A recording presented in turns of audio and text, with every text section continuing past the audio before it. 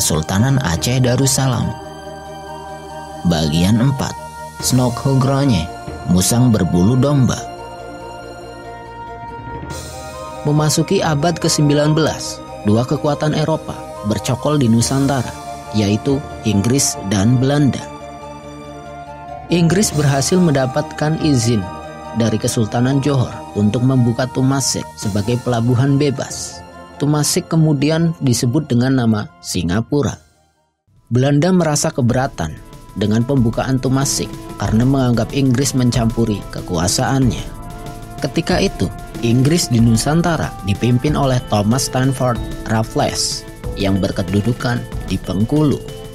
Sengketa Inggris dan Belanda mengenai Tumasik pun akhirnya bisa diselesaikan dengan adanya Traktat London, perjanjian bilateral Inggris-Belanda yang ditandatangani pada 17 Maret 1824. Selain masalah Tumasik, Traktat London juga menyebutkan bahwa Belanda tidak akan memperluas kekuasaannya di Sumatera Utara hingga Aceh.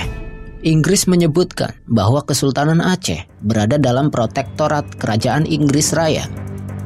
Ketika Traktat London disahkan, Kesultanan Aceh dipimpin oleh Sultan Muhammad Shah. Beberapa puluh tahun setelah Traktat London, situasi politik di Eropa mengalami perubahan. Perubahan politik di Eropa ini ikut mempengaruhi kedudukan Inggris dan Belanda di Nusantara. Pada 2 November 1871, Inggris dan Belanda kembali mengadakan perjanjian yang dikenal dengan nama Traktat Sumatera. Inti dari Traktat Sumatera adalah Inggris mengizinkan Belanda memperluas wilayah mereka hingga seluruh Sumatera, termasuk Kesultanan Aceh. Inggris menganggap lebih baik Aceh jatuh ke tangan Belanda daripada ke negara besar lainnya seperti Amerika Serikat atau Perancis. Traktat Sumatera dibuat ketika Kesultanan Aceh dipimpin oleh Sultan Mahmud Shah.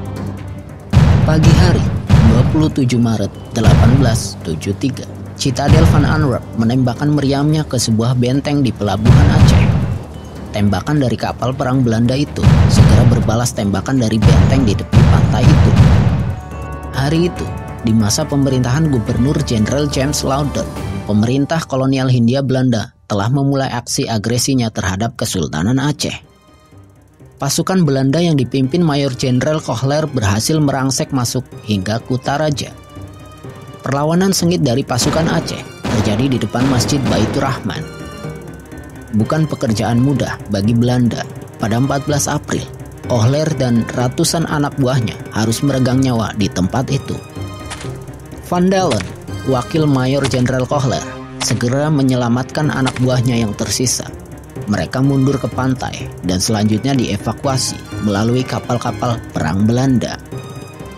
Kegagalan itu menyadarkan Belanda bahwa mereka menghadapi kekuatan paling terorganisir, paling tangguh semangat juangnya, dan paling mumpuni persenjataan militernya. Upaya Belanda menguasai Aceh tidak berhenti hingga berbulan-bulan berikutnya. Bala tentara Belanda secara bergelombang menyerbu Aceh. Tekanan pasukan Belanda yang sedemikian kuat akhirnya membuat pasukan Aceh mundur dari Kutaraja pada bulan Januari 1874. Mereka membangun basis-basis pertahanan di hutan dan pegunungan. Dalam masa-masa sulit itu, Sultan Mahmud Shah terserang kolera hingga menyebabkan kematiannya pada tahun 1875. Cucu dari mendiang Sultan Mansur Shah kemudian melanjutkan kepemimpinan dengan gelar Sultan Ibrahim Mansur Shah. Meskipun Belanda sempat merayakan kemenangan dengan menguasai Kutaraja, namun perlawanan rakyat Aceh belum berhenti. Pasukan Belanda harus kehilangan banyak tentara akibat serangan-serangan rakyat Aceh. Belanda yang terus-menerus mendapatkan perlawanan rakyat Aceh pun mencoba strategi baru dengan mengirim Snokhugroye pada Juli 1891. Dia bukan ahli militer, namun seorang akademis Universitas Leiden yang sangat paham mengenai Islam. Snokhugroye bahkan pernah tinggal di Mekah serta pura-pura masuk Islam dan mengganti namanya sebagai Abdul Ghafur. Rakyat Aceh, terutama para ulama, menerima kedatangan Snokhugroye dengan tangan terbuka. Penampilan Hugroye serta kemampuannya dalam bahasa Arab dan Islam membuat rakyat Aceh percaya bahwa dia adalah orang Arab. Dan rakyat Aceh memanggilnya dengan nama Haji Gofur. Sneg Hugronje tidak lama tinggal di Aceh. Pada Februari 1892, Hugronje kembali ke Batavia dan bertemu dengan Van Hees yang ketika itu menjabat sebagai Panglima Operasi Militer di Aceh. Hugronje menyarankan agar Belanda tidak melakukan praktik bumi hangus, merampas makanan penduduk, dan yang terpenting adalah bagaimana Belanda bisa memecah belah antara ulama dengan uli balang atau pemimpin adat. Hugronje melihat salah satu semangat perang rakyat Aceh adalah karena Belanda membakar Masjid Baitur Rahman di masa Kohler. Kuatnya semangat juang rakyat Aceh karena pengaruh kaum ulama. Hugronje menekankan pentingnya Belanda mendekati kaum uli balang. Van Hees tidak menyia-nyiakan nasihat Hugronje. Dia melakukan semua apa yang dikatakan oleh Hugronje. Sebagian besar uli balang melakukan kompromi dengan Belanda. Nasihat Hugronje mulai memperlihatkan hasilnya. Pasukan Aceh yang berada di hutan-hutan semakin terdesak.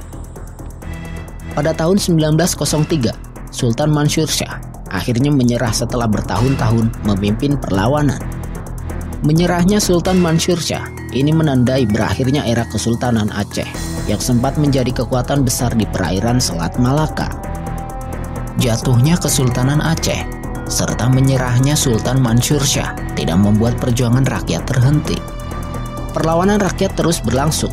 Muncullah beberapa pemimpin seperti Tengku Umar, Cut Nyakdin, serta Cut Mutia yang terus membangkitkan semangat rakyat melawan kaum penjajah.